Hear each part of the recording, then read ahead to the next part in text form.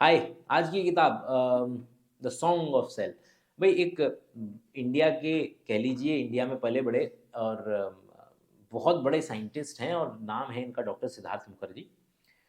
3 किताबें मेरे ख़्याल में क किताबें तो इन्होंने कई लिखी हैं, लेकिन जब ये लिखते हैं तो भई ये समझ लीजिए कि जब इन्होंने the melodies of the emperor of all melodies किताब लिखी थी, तो उसके लिए इन्हें पुलित्ज़र प्राइज़ मिल गया था। Pulitzer prize one of the best prizes जो इस वर्ल्ड के अंदर में आप दिए जा सकते हैं। राष्ट्रपति से पुरस्कृत हैं। भारत के अंदर में कैंसर के नाम पे इनका डंका बजता है पूरी दुनिया के अंदर में। इन्होंने एक और किताब लिखी है जीन। अगर आप पूरी 11th और 12th ना पढ़ना चाहें बायोलॉजी 11th और 12th की, और आप केवल और केवल एक किताब अगर पढ़ना अगर मैं आपको रिकमेंड करना चाहूँगा तो ये किताब है जीन, जो कि लिखी है सिद्धार्थ मुखर्जी ने। और उसी ही कैटेगरी में, उसी ही लाइन के अंदर में एक अब इन्होंने फ़िलहाल नई किताब लिखी है और उस किताब का नाम है द सॉन्ग ऑफ सेल, और जिस किताब का ज़िक्र आज हम करने वाले हैं। और किताब का जब हम ज़िक्र करते हैं तो इस तरीके से नहीं करते कि इसमें अच्छा क्या है, बुरा क्या है, क्योंकि हम नॉन फ़िक्शन रिलेटेड किताबें जो हैं वो पढ़ रहे हैं। तो आइडियाज़ उठाएँगे, जैसे-जैसे मैं किताब पढ़ता चला जाऊँगा, जो भी खूबसूरत आइडियाज़ मुझे मिलेंगे और मुझे लगेगा कि मैं आपके साथ साझा करना चाहता हूँ, उन आइडियाज़ को मैं आपके साथ साझा करूँगा। तो शुरू करते हैं। हाँ, तो कक्षा 11वीं चैप्टर नंबर 8 के अंदर में हम क्या जानते हैं कि भई जो शील्डेन एंड श्वान है, स्लाइडेन एंड श्वान, अगर उनकी रियल प्रोनंसिएशन पे जाएँ तो मतलब सोचने में लगता है कि एक व्यक्ति ने 1838 में ये बताया कि प्लांट जो हैं सारे के सारे सेल के बने होते हैं, और दूसरे व्यक्ति ने बताया 1839 में, 1839 में। और हम लोग मिलकर के ये मज़ाक बनाया करते थे कि भई एक ने पता किया, फिर उसके अगले साल दूसरे ने जाकर के चोरी करके और वो चीज़ पब्लिश कर दी हुई। भई सच्चाई असल में ये है कि यूनिवर्सिटी ऑफ बर्लिन की बात है, और दुनिया के one of the best physiologist जो हैं जोहानिस म्यूलर, उनके 2 स्टूडेंट थे और ये दोनों स्टूडेंट वही हैं और ये दोनों यारी थे। तो मैथियास श्लाइडन और थियोडोर श्वान, जो भी इनके नाम की प्रोनंसिएशन होती होगी, होपफुली मैं सही बोल रहा हूँ। तो श्लाइडन भाई साहब तो लॉयर हुआ करते थे, और लॉयर होने के बाद उन्होंने जो है बॉटनी की तरफ जो है रुख किया था।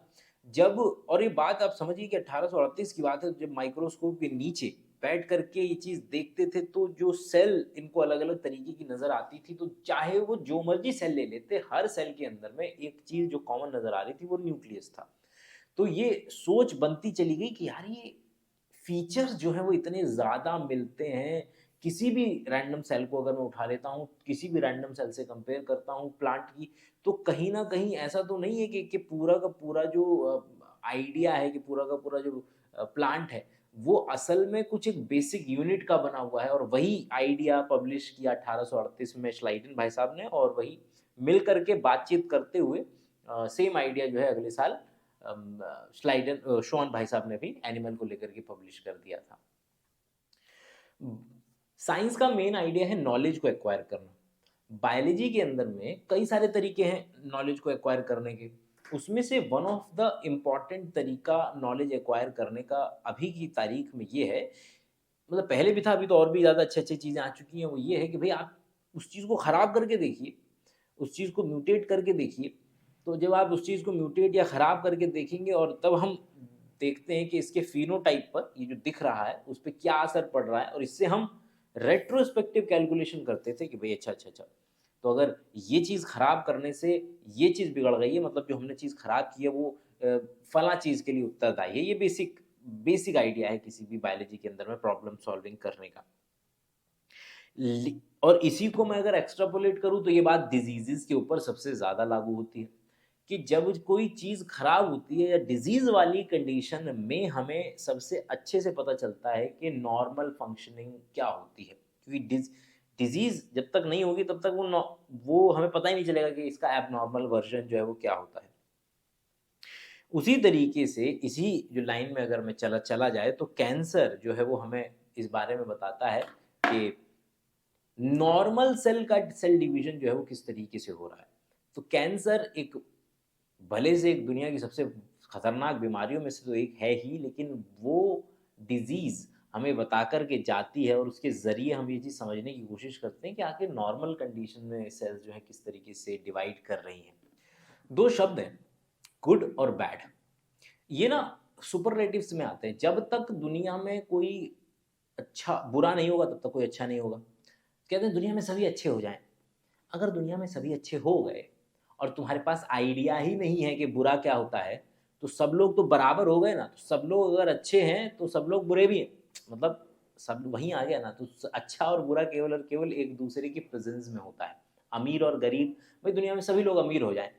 अब ये बिल्कुल ये कह लीजिए कि दुनिया में सभी लोग अमीर हैं या दुनिया में सभी लोग गरीब हैं, बराबर ही बात है, क्योंकि आपके पास कंपेयर करने के लिए कुछ है नहीं। तो ये कंपैरेटिव वाली चीज़ें हैं कि भाई आप जब तक बढ़िया, ये बढ़िया है, क्यों बढ़िया कोई चीज़ कब तभी हो सकती है जब कोई चीज़ घटिया होगी, क्योंकि उस चीज़ के घटिया होने में ही किसी चीज़ के बढ़िया होने का आइडिया छुपा हुआ है।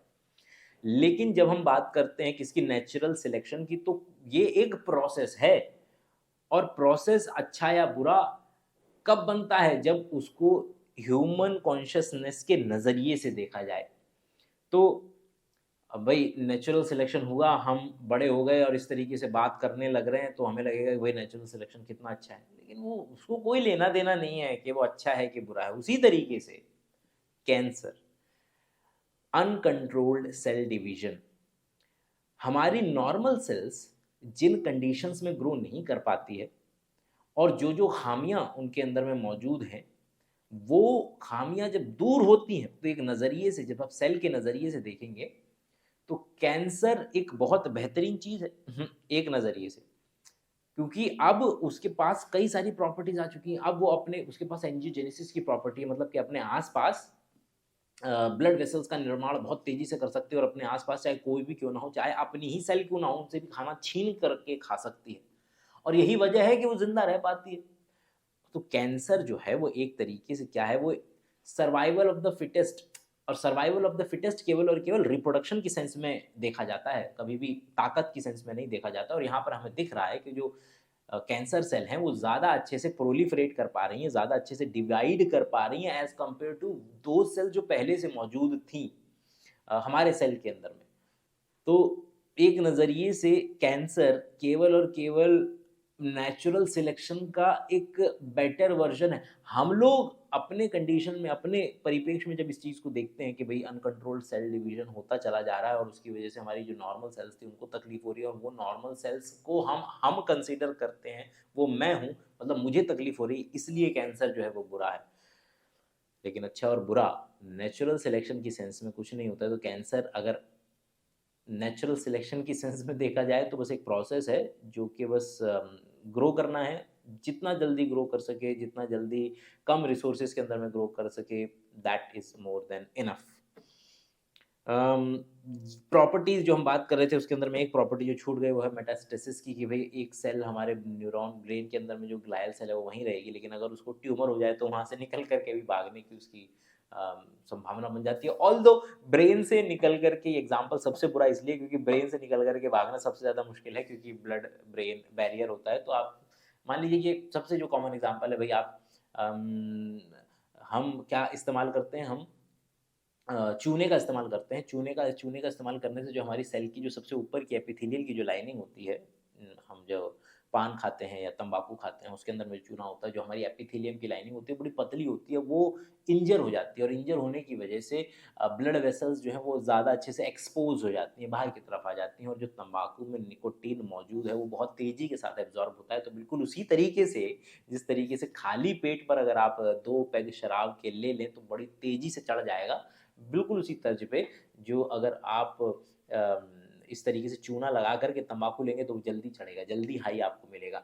और ये इसको बायोलॉजी में सोफिस्टिकेटेड भाषा में बायो अवेलेबिलिटी का कॉन्सेप्ट कहा जाता है, कि भाई आपको, आपने मान लीजिए कि 1 ग्राम पैरासिटामोल खाया, अब 1 ग्राम पैरासिटामोल खाया, अब वो 1 ग्राम तो आपके नसों में नहीं पहुँच जाएगा ना, तो आप मुँह में खाएँगे, पेट में कुछ इधर-उधर डाइजेस्ट भी हो जाएगा, कुछ टूट जाएगा, कुछ बिखर जाएगा, सारा एब्ज़ॉर्ब भी नहीं होगा। और उसमें से 1 ग्राम में से मान लीजिए 600 मिलीग्राम जो है वो आपके नसों में पहुँचा।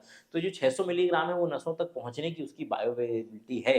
लेकिन कल को अगर आप मान लीजिए कि उसका पाउडर बना कर के और नाक से उसको ऐसे लेने की कोशिश करते हैं, तो हो सकता है कि 800 मिलीग्राम आपकी नसों तक पहुँच जाए। तो अब देखिए कि किस तरीके से रूट बदल देने से, कि पहले जहाँ आप उसको खा कर के अपनी नसों तक पहुँचा रहे थे, अभी उसको सूंघ करके अपनी नसों तक पहुँचा रहे हैं, तो इसमें आपकी बायो अवेलेबिलिटी बढ़ गई है। आप अपनी नसों तक ज़्यादा उस चीज़ को पहुँचा पा रहे हैं।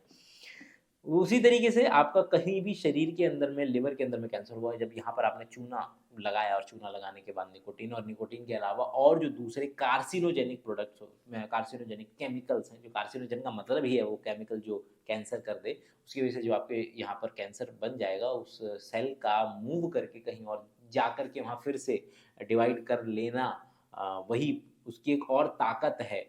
नज़रिए की बात हो रही है केवल और केवल कि किस तरीके से एक नज़र से हम अपनी नज़र से देखें, अपने जीवन की नज़र से, ज़िंदा रहने की नज़र से देखें तो कैंसर बहुत बुरी चीज़ है। लेकिन अगर उसी को हम नेचुरल सिलेक्शन के नज़रिए से देख रहे हैं तो अच्छी चीज़ नज़र आ रही है। और सत्य, परम सत्य ये है कि ना तो अच्छी है ना तो बुरी है, केवल और एक प्रोसेस है जो कि प्रीवियसली एग्जिस्टिंग प्रोसेस से कंपैरेटिवली बेटर है। कैंसर सेल और नॉर्मल सेल के अंदर में ज़ाहिर-सी बात है कुछ अंतर होंगे, उन अंतर पर थोड़ी-सी टॉर्च मारने की कोशिश करेंगे कि भई नॉर्मल सेल जो है वो डिवाइड होती है, उसका काम है डिवाइड होना, बनना, हमारा ग्रोथ होना, हमारे रिपेयर होना, नॉर्मल फंक्शनिंग के अंतर्गत आता है और वो चीज़ होनी चाहिए। लेकिन कभी-कभी ये जो काम है, ये आउट ऑफ कंट्रोल चले जाते हैं, शरीर के कंट्रोल में नहीं रहते हैं। हमारे शरीर के अंदर में अगर आप माने तो सेल के ऊपर लगाम लगाने के लिए हमारे पास हमारा खुद का जैसे हमारे देश के अंदर में लोगों पर लगाम लगाने के लिए जुडिशरी है, अदालतें हैं, और दूसरे हाथ पर पुलिस है। उसी तरीके से हमारे शरीर के अंदर में भी अलग-अलग तरीके के ऐसे प्रावधान मौजूद हैं जिससे कि अगर बीच में कोई सेल अराजक तत्व बन जाती है, मतलब कि अगर कोई भी एक ऐसी सेल जो कुछ नॉन नेचुरल घटनाएँ करने की कोशिश करे या पागलों की तरह डिवाइड करने की कोशिश करे, तो हमारे पास ऐसे मैकेनिज़्म्स मौजूद हैं जिसके बेसिस पर उस पर रोक लगाई जा सकती है। और यकीन माने हम सबके अंदर में कैंसर सेल मौजूद हैं, लेकिन हमारा इम्यून सिस्टम स्ट्रॉन्ग है, कि स्ट्रॉन्ग के क्या कह लीजिए, मतलब कि फंक्शन कर रहा है। जी, तो उस फंक्शनिंग के दौरान हमारे पास हमारे इम्यून सिस्टम के अंदर में जो टी सेल होती हैं, बहुत ज़्यादा डिटेल में हम धीरे-धीरे आगे की तरफ बढ़ेंगे। जो टी सेल होती हैं, भई हमारे इम्यून सिस्टम की कुछ सेल होती हैं जो कि टी सेल के नाम से जानी जाती है। ये टी सेल की एक कई सारे कामों में से एक काम ये भी है कि ये देखे कि कौन-सी सेल है जो उत्पात मचा रही है और कौन-सी सेल जो है उत्पात नहीं मचा रही है। तो अगर कोई सेल उत्पात मचाती हुई नज़र आती है तो ये टी सेल का काम है कि उसको ज़रा मार दे और उसको ज़रा ख़त्म कर दे। अक्सर क्या होता है कि कई तरीके का जो कैंसर है, कैंसर एक बीमारी तो है नहीं, कैंसर जो है पुलिंदा है, बास्केट है, हज़ारों बीमारियों का एक पुलिंदा है, उसको हम कैंसर कहते हैं। कभी भी ये मत मानिएगा कि कैंसर किसी एक चीज़ का नाम है। अम, अक्सर क्या होता है कि कई तरीके कोई सेल उत्पात मचाने की कोशिश कर रही है, तो हमारे पास टी सेल जैसी सेल्स होती हैं, जो कि पुलिस जिस तरीके से हमारे देश में काम कर रही है, ये हमारे शरीर के अंदर में पुलिस का काम करती है। और कभी भी दिखता है उसको कि ये सेल पागलों की तरह डिवाइड कर रही है, तो उसके ऊपर गोली मार दी, क्योंकि सेल जो होती है, वो ख़ास तरीके की अपने जो शरीर है उसके ऊपर ख़ास तरीके के प्रोटीन्स बनाने लगती है जो कि पहले मौजूद नहीं थे। वो प्रोटीन्स को देख कर के हमारी टी सेल पहचान सकती है कि हाँ, ये सेल जो है खतरनाक नज़र आ रही है, इसको मार देना चाहिए। अब वो केसेज़, जिन केसेज़ में या तो इतने अजीब तरीके का कैंसर हो कि वो सरफ़ेस पे कोई ऐसा प्रोटीन बना ही नहीं रहा है जिसकी वज़ह से सेल पकड़ में ही ना आए, टी सेल को, दिखे ही ना कि कोई सेल कुछ बुरा हो रहा है, या फिर टी सेल की ही आँखें फूट जाएँ, वही अंधा हो जाए, टी सेल को ही नहीं पता चल रहा है कि भई शरीर के अंदर में कुछ कैंसर जैसी जो सेल है जो वो है पागलों की तरह डिवाइड कर रही है, तो उसको ही नहीं पता चले तो भी कैंसर फैल सकता है। इसके अलावा सेल के अंदर खुद ब खुद ऐसी मशीनरी मौजूद है, हमारी हर सेल के अंदर में ये मशीनरी मौजूद है, और उस मशीन जिसके अगर सेल को पता चल जाए कि मैं खराब हो चुकी हूँ, मेरे डीएनए के अंदर में म्यूटेशन हो चुकी है, तो सेल के पास ताकत है खुद को गोली मार देने की, सुसाइड कर लेने की, और इस आइडिया को हम कहते हैं एपोप्टोसिस। थोड़ा विचार एपोप्टोसिस पे करना बड़ा ज़रूरी है। आपका ग्रंथ है, रॉबिन्स के नाम से जानी जाती है, आप एमबीबीएस के अंदर में या दूसरे कोर्सेज़ के अंदर में पढ़ेंगे, पैथोलॉजी की बाइबल मानी जाती है। एपोप्टोसिस का उसके अंदर चैप्टर है, आप डिटेल में पढ़ सकते हैं उसको। लेकिन एपोप्टोसिस एक ऐसी चीज़ है जो हमें मौत की एग्ज़िस्टेंस को लेकर के आती है। आपको लगा होगा कि भाई दुनिया के अंदर में जैसे ही पहली सेल आई होगी, उसी के साथ-साथ जैसे ही जीवन आया होगा, तुरंत मरण मतलब मौत भी आ गई होगी। नहीं भैया, जैसे ही दुनिया में जीवन आया, उसी के साथ ही मौत नहीं आ गई थी। मौत तो मिलियंस, बिलियंस ऑफ ईयर्स के बाद आई है। देखिए, आप खुद सोचिए ना कि आपके पास क्या है? आपके पास एक यूकेरियोटिक माफ़ कीजिए प्रोकैरियोटिक बैक्टीरिया, बैक्टीरिया प्रोकैरियोटिक होते हैं। अब प्रोकैरियोटिक बैक्टीरिया मरते कैसे हैं? वो डिवाइड हो जाते हैं। तो क्या ये वाक़ई में मरा? क्योंकि वो तो बस केवल और केवल 2 सेल में बदल गया, टूट गया। अगर कोई ऐसे राक्षस है और आप उसको मारते हैं और मारने के बाद वो एक राक्षस से 2 राक्षस हो जाता है, तो क्या वो मरा? वो बढ़ गया और बढ़ गया। तो फिर मौत का कॉन्सेप्ट यूनिसेल्युलर सेल में तो नज़र आता नहीं है, तो फिर कहाँ नज़र आता है? जब यूकेरियोटिक सेल आई। तो जब यूकेरियोटिक सेल आई बिलियंस ऑफ ईयर्स के बाद में, तो उन्होंने अपने अंदर एक प्रोसेस को इजाद किया और उसी प्रोसेस का नाम था एपोप्टोसिस कि सेल के अंदर में अगर कुछ गड़बड़ी हो तो सेल सुसाइड कर लेती है और इसी को एपोप्टोसिस कहते हैं। तो समझिए कि जिस दिन इस धरती पर जीवन आया, उसी दिन इस धरती पर मौत नहीं आई। मौत बिलियंस ऑफ ईयर्स के बाद में आई है। सेल बायोलॉजी या कैंसर बायोलॉजी, कैंसर बायोलॉजी असल में देखा जाए तो सेल बायोलॉजी का स्पेशल केस है। और सेल बायोलॉजी की दुनिया में कुछ ऐसे कॉन्सेप्ट हुए जिन्होंने बहुत ही ज़्यादा हेल्प की मेडिसिन को एग्जिस्टेंस में आने में, कि अलग अलग तरीके की दवाइयाँ बनाई जा सकें। अगर आप ध्यान दें तो नोबेल प्राइज़ जो है वो बायोलॉजी में नहीं मिलता है, फिज़िक्स में मिलता है, केमिस्ट्री में मिलता है, लेकिन बायोलॉजी में नहीं मिलता है, मेडिसिन में मिलता है। तो केवल और केवल बायोलॉजी में आप अच्छी चीज़ कर दें और वो लोगों के फ़ायदे की न हो, तो आपको नोबेल प्राइज़ नहीं मिलेगा। वो तभी मिलेगा जब आप वो मेडिसिन के अंदर में जाएगी तो बात जो है। तो जो पहला है कि भई, एक है कि भई जब हमने ये समझा कि किस तरीके से जो ड्रग हैं या केमिकल जो हैं वो किस तरीके की अम, इस तरीके का एनवायरनमेंट क्रिएट कर सकते हैं, वो स्टिमुलेट कर सकते हैं सेल के काम को। जिसके एग्ज़ाम्पल से समझते हैं कि भई जिस तरीके से एंटीबायोटिक्स हमने बनाई, तो एंटीबायोटिक सेल बनाती है और वो किस तरीके से दूसरी सेल को मार सकती है। तो सेल के द्वारा बनाए जाने वाले प्रोडक्ट को का इस्तेमाल हम किस तरीके से कर सकते हैं, एज़ अ ड्रग कर सकते हैं, एज़ अ दवाई कर सकते हैं। वही यही चीज़ हम और आगे बढ़ा दी, तो हमने कीमोथेरेपी और इम्यूनोथेरेपी में इसका रोल ले लिया कि किसी तरीके के कुछ केमिकल्स हों, वो केमिकल्स सेल के काम को, सेल की फंक्शनिंग को अल्टर कर सकते हैं, ऊपर-नीचे कर सकते हैं। क्या हम इसका इस्तेमाल कर सकते हैं? और ये बात हमें सेल बायोलॉजी ने सिखाई। ये जो सेल की सेल का काम को अल्टर करना है, स्टिमुलेट करना है, ये केवल और केवल केवल और केवल दवाइयों मतलब कि केमिकल्स के अलावा, ड्रग्स के अलावा आप इलेक्ट्रिकल स्टिमुलस भी दे सकते हैं स्पेसिफिक न्यूरॉन्स वगैरह को। जैसे कि ये समझिए कि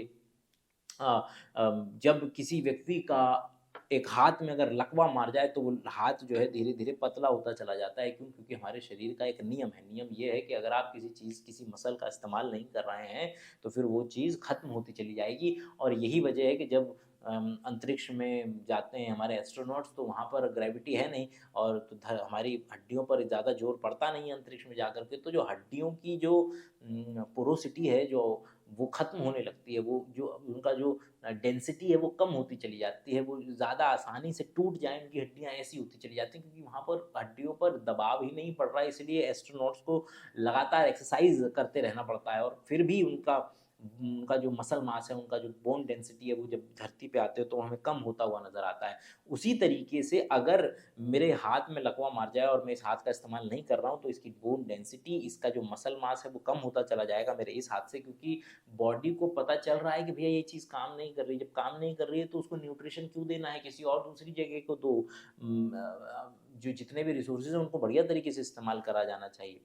तो उसी तरीके से अगर हम क्या करें, इस हाथ के अंदर में जो हमारे न्यूरॉन्स हैं उसको अगर हम स्टिमुलेट करें, तो वो हाथ जो है वापस से डेंसिटी जो है उसकी वापस आ सकती है। दूसरा आइडिया है कि किस तरीके से ये आइडिया कि एक बॉडी से दूसरे बॉडी में चीज़ों का आदान-प्रदान किया जा सकता है। Example blood transfusion. पहले तो बस यही आइडिया हुआ करता था कि किस तरीके से कि ब्लड को निकाल दो, मतलब जब तक ह्यूमर वाली फ़िलॉसफ़ी चला करती थी एक ज़माने तक, कि भाई ब्लड आपका गंदा हो गया, निकाल दो ब्लड को। अब ब्लड ट्रांसफ्यूज़न जो है होगा, एक बार लोगों ने बकरे का जो है ब्लड चढ़ा दिया इंसान के अंदर में, और वो मरा नहीं व्यक्ति मतलब क्यों नहीं मरा पता नहीं, और लोगों ने क्या क्या नहीं चढ़ाया, मतलब जो लोग, मतलब समझ जाइए कि एक ज़माने में जब आप पकड़े जाते थे तो आपको, आज के ज़माने में तो सरकार जो है वो जेल में डाल करके 2 वक्त का खाना भी देती है, पहले तो खाना छोड़िए, मतलब आपके ऊपर डायरेक्ट एक्सपेरिमेंट जो शुरू हो जाएंगे बहुत पहले। और फिर लेटेस्ट में नाजी हिटलर वगैरह के समय में ज्यूज़ को पकड़ करके उनके ऊपर एक्सपेरिमेंट किए गए, वो भी बात बहुत पॉपुलर है। लेकिन आइडिया क्या है, आइडिया है ये कि किस तरीके से वो कॉन्सेप्ट जिन्होंने हेल्प की मेडिसिन को आगे लेकर के जाने में, तो एक कॉन्सेप्ट है क्या कि एक बॉडी से दूसरे बॉडी में सामान की आदान प्रदान कर पाना, जिसमें ब्लड ट्रांसफ्यूजन एक है, बोन मैरो का ट्रांसप्लांट है कि आप एक जगह से बोन मैरो लेकर के दूसरे व्यक्ति में भी डाल सकते हैं, यहाँ तक कि आईवीएफ, आपने व्यक्ति से एग बाहर निकाला, बाहर फर्टिलाइजेशन करवाया स्पर्म से और उसको वापस से शरीर में डाल दिया, तो शरीर से चीज़ें निकलवा पाना, ठीक कर पाना और वापस से उसको शरीर के अंदर में डाल देना।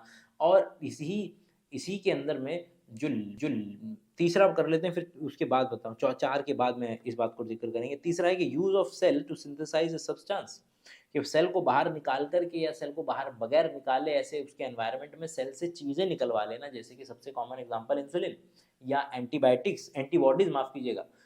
तो किस तरीके से सेल बना रही है वो चीज़ें, हमने अब जब कोरोना वायरस आया था तो जो